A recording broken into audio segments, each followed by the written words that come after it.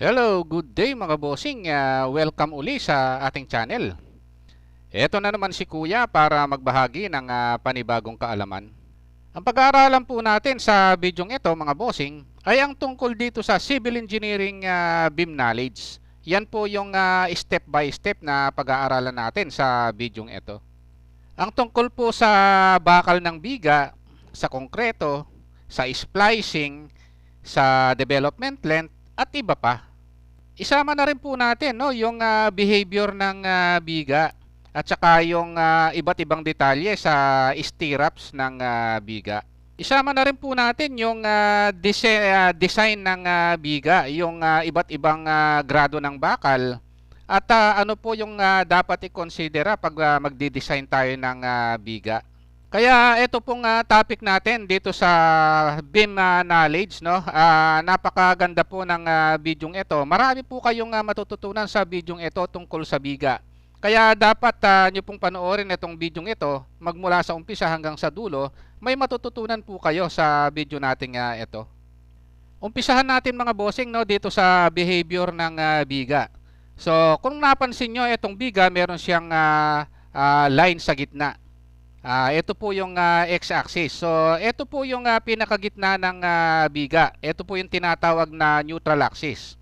Sa ilalim po ng neutral axis, sa gitna ng biga, ito po yung tinatawag na tension. Kung napansin nyo po, yung pinakailalim ng biga, tension po yan.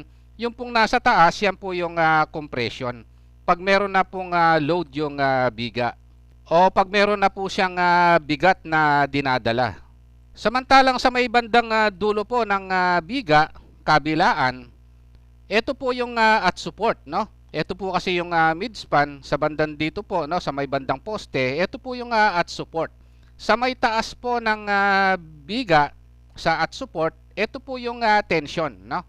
Sa may bandang baba naman po, kung L/4 po yan, ito naman po yung compression. Pag sinabi pong compression, ito po yung napipitpit, no? Pag sinabi naman pong tension, ito po yung nababatak. Ayan po yung behavior ng biga pag meron na po siyang bigat na daladala. Kaya napaka-importante po na alam po natin yung behavior ng biga, no? Pag bumaluktot po pala yan, yung pong ilalim, tension, and then yung taas po, compression, no? Sa may bandang support po, may bandang poste, yung pong ilalim, compression po, yung taas ng biga naman, tension po yan. Pag-usapan naman po natin ngayon yung nilalagay na extra bar, no?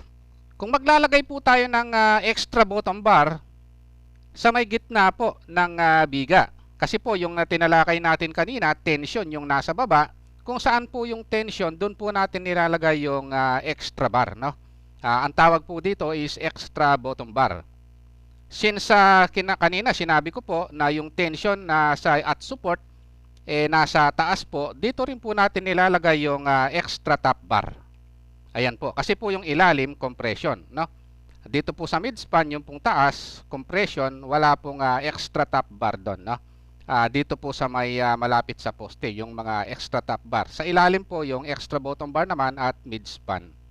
Tandaan lang po natin, no? Basta tandaan lang po natin kung saan po yung tension, nandun po yung mga extra bar karaniwan.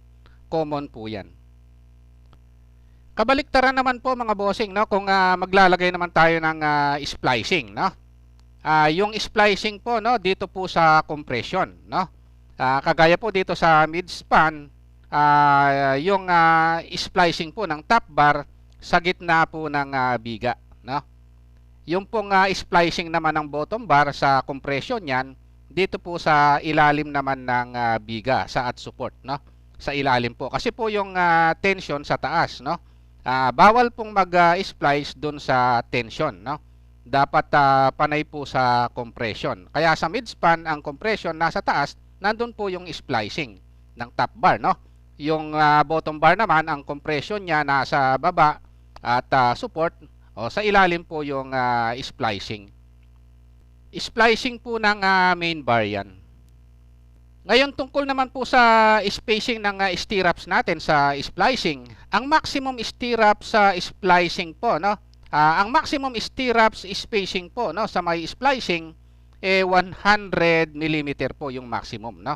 pwede pong bumaba pero hindi po pwedeng tumaas sa 100 mm. Yung paglagay ng splice mga bossing, no, yung paglalagay, no, dapat po hindi pantay-pantay yan, no. Kung sa poste po, kung nakikita nyong staggered na ganito, sa biga man po kung nasa top view tayo, ganito po yung splicing natin, no. Hindi po siya nasa isang direksyon, no. Kung in-splice po siya rito, ang susunod na splice po kung nasa top view tayo sa biga, dito na po sa kabila. Dapat po staggered, no. Importante po 'yan, no, para mas matibay po yung biga natin. Ang susunod po nating tatalakayin yung spacing ng stirrups po natin, no. Kung at L over 4 po, no, yung at support natin, yung pong spacing ng stirrups natin, yung unang stirrups 50 mm po 'yon. And then karaniwan po, no, yung mga susunod na stirrups 100 mm. O kaya nagre-range po yan ng 50 mm hanggang 100 mm. Kung ano po yung ginawa dito sa kabila at L over 4, ganun din po yung sa kabila ng biga, no? And then yung nasa gitna po, ang spacing naman yan, karaniwan, 150 mm po yan hanggang 250 mm. Pero titingnan po natin yung schedule ng plano, no? Yun po yung susundan natin. Karaniwan lang po yung sinasabi ko, no? Common practice po yan ng sinasabi ko, no? Yung sa may at support, 50 hanggang 100 mm po yan, no? At mid-span po, 150 hanggang 250. Pero yung pong plano pa rin yung masusunod. Ayan po yung spacing ng stirrup sa biga natin. Kaya ang minimum spacing ng stirrup sa mga bossing, no, 50 mm po 'yon. Yun po yung unang stirrups, no, sa pisngi ng poste, no, o sa face ng poste, no. Bali yung pong maximum, no, na spacing ng stirrup sa may bandang gitna po ng poste at sa may bandang gitna po ng biga sa midspan. Ang maximum po niyan, effective depth divided by 2. Meron po akong isang video, no? Sana po panoorin nyo. Detalyado ko pong diniscuss yung maximum spacing ng stirrups ng biga. Tungkol naman na mga bossing, no, sa development length o yung bend, no, sa dulo ng biga, sa dulo ng biga na development length, no? Ang minimum development length or LD is equal to 16 dB or 16 times diameter ng bar, no? Or 300 mm. Kung alin po yung mas mataas sa dalawa, yun yung masusunod. Halimbawa po, no, 16 mm yung diameter ng bakal natin, no, main bar, no? 16 times 16, 256 mm yon, no? Kaya lang meron pang isang option or 300 mm. Ang masusunod po yung mas mataas, no? Mas mahaba po yung 300. Ito po yung minimum na haba po ng development length o yung bend length po sa dulo ng main bar ng bakal ng biga. Ayan po, no? Ito po yung development length or tinatawag na LD. Punta po tayo sa susunod na topic. Ang susunod na topic natin mga bossing, no, yun mga bakal na ginagamit natin, may iba't ibang grado yan, no? Bali yung grade 33 o yung yield strength niya, no? Bali 230 megapascal, no? Karaniwan pong ginagamit 'yan sa mga residential, no? Sa mga medium na taas na building, yung grade 40, yung yield strength po niya or FY is equal to 275 megapascal, no? Grade 40 po 'yon. Pero sa mga high-rise building, no? Ang ginagamit po diyan yung grade 60, no, yung mas matibay na ang FY niya is 420 megapascal. Ayun po, no. Ito po yung mga grade ng bakal. Meron po akong isang video nito, sana po panoorin nyo yung dulo naman ng bakal. Yung kulay po nila ng dulo ng bakal. Sana po panoorin nyo. Makikita din po natin yung mga grade na ito. Pag nag-design tayo ng biga man yan, poste man yan, ginamit natin yung mga iba't ibang grade ng bakal na ito.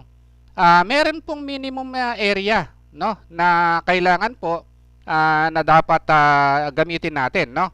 Bali kung grade 33 po yan, ang minimum area po ng bakal 462.6 mm square. Ayan po, no?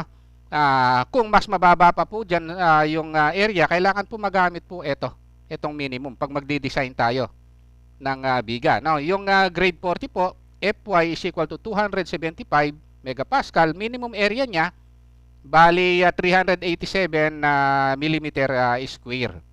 Ayan po. Siyempre sa grade 60, mas konti po yung area, no? Kasi mas matibay po itong bakal na ito. Bali 253 square millimeter po. Ayun po yung minimum steel area ng mga iba't ibang grado ng bakal. Tungkol naman sa beam concrete grade mga bossing, no? Na ginagamit sa biga, ang karaniwang ginagamit diyan na M15 or M20, no? Ito po yung class A at saka class AA na sanay po nating gamitin sa construction dito sa Pilipinas, no? Yung M15 o yung tinatawag na mix 15 Newton per square millimeter, ito po yung tibay ng konkreto after 28 days, no? Ang concrete mix ratio niyan 1:4, no? Isang semento, dalawang buhangin, 4 na parte ng graba, no? Yung M20 naman, bali concrete mix ratio niyan 1.5 at saka 3. Ayan po, no? Class A yung M15, ito po yung class AA yung M20. Meron po akong isang video niyan na step by step ko pong diniscuss kung ano po yung mga M na yan, no? Dinetalye ko po doon, sana po panoorin nyo. Ayun lang po yun, yung naging topic natin dito sa beam knowledge natin, no? Kung may natutunan po kayo, sana pakipindot nyo lang po yung like, subscribe, tsaka notification bell. Thank you very much and God bless po sa inyong lahat.